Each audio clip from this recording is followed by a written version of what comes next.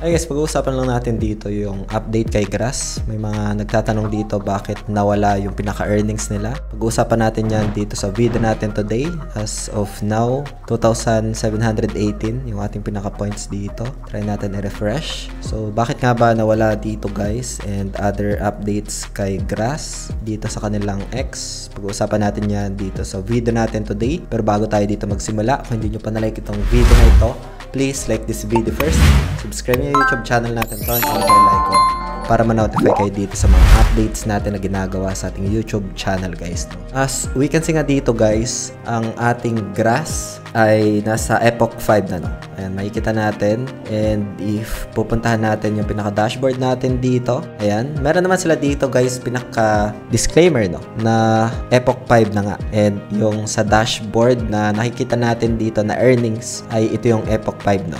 If meron man kayo ditong confusion dahil nag-transition guys yung Epoch no. So last time Epoch 4 tayo, ngayon nasa Epoch 5 na no. So yung pinaka-total earnings mo ay mapupunta lang siya guys sa rewards tab no. So punta lang dito sa rewards tab and then dito guys makikita mo yung pinaka-earnings mo no. So, ito yung naging earnings natin hanggang Epoch 4. Andito naman siya guys, makikita natin stage 2, capturing the web, and andito naman siya guys, na hindi naman siya nawala. Nagkaroon lang siya ng transition sa Epoch 4 at naging Epoch 5 guys no? Kasi February 18 yung tapos nung Epoch 4. So makikita naman natin dito yung start ng mga Epoch no. Like for example Epoch 5 which is currently February 19 hanggang March 21 yung duration ng Epoch 5 no? So andito yung mga detalye naman niya guys no? Ayan. So yung total earnings natin dito ay makikita naman natin guys sa may rewards tab no? So yung pinaka-official link nito guys, lalagay ko na lang sa description ng video na ito para mapuntahan nyo.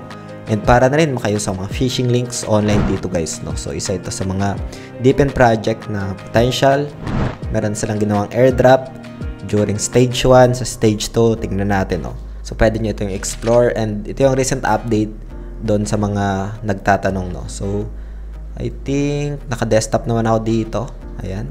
For now guys, puntahan naman natin yung recent update nila wherein yung recent data scrap nila in one day no, na umabot na ng 1 million gigabyte no, which is yan yung pinaka-data daily data scrap update nila dito.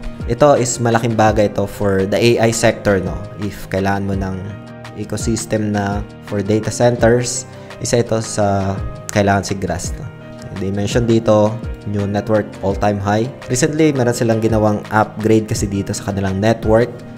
Merong development na ginawa. I give some insights, ideas, video dito kay Grass noong mga nakaraang araw. And as we can see nga dito guys, yung pinaka-network statistics no. So ito yung mga recent updates. And ang isa sa mga nakita ko dito ay active yung developments nila. Especially ay nagkaroon ito ng airdrop pero yung price niya ay nag-stable lang no? Hindi nagkaroon ng pagbagsak ng presyo, nag-stable lang. Dito sa pinaka-data nila, ayan, check natin ito. Ito yung pinaka-dashboard nila. Nandito yung pinaka-breakdown no? Yung pinaka-data scrap nila in terabytes makikita natin dito. Ayan.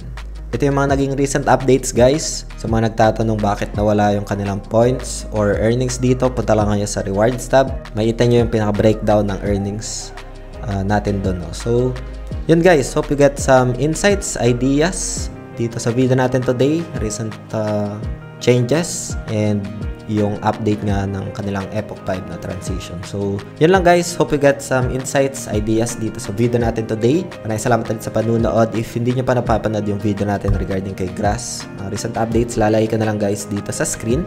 And see you sa video na yun guys. Maraming salamat ulit sa panunood. Ingat tayong lahat. Peace out.